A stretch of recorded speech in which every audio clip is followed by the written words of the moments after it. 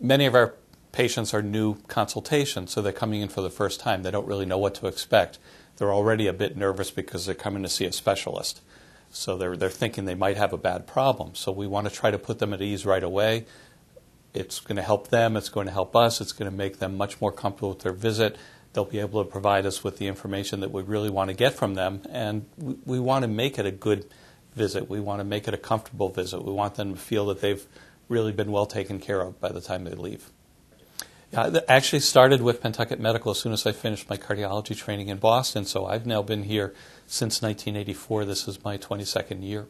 When we're sent a patient, the primary care doctor has specific reasons in mind why he or she sent that patient. So we want to make sure, first of all, that we're answering those questions, and we also want to bring any new things to light that we found during the course of our time with the patient. To me, it's all about the patient. We emphasize that to our staff all the time, and I think our staff is very, very good about that. Patients sometimes feel very funny asking you questions about what you've told them, and personally, I try not to be too technical in my discussion with them. I think it's very important to just really describe their situation in very plain terms, and I think it's equally important that before the patient leaves, you've got to ask them, what do you think about what we discussed? Do you have any questions for me? There was a lot of information that we went over today. I want to make sure you understand it. We always try to emphasize with lifestyle issues, because in cardiology that's particularly important. Are people smoking? Are they exercising regularly? What kind of foods are they choosing? What are their portion sizes? These things are just as important as the medications we give them or the treatments that we advise. One of the things I've really liked about my time at Pentucket Medical is 22 years is a long time in a practice, but the nice thing is the practice keeps changing.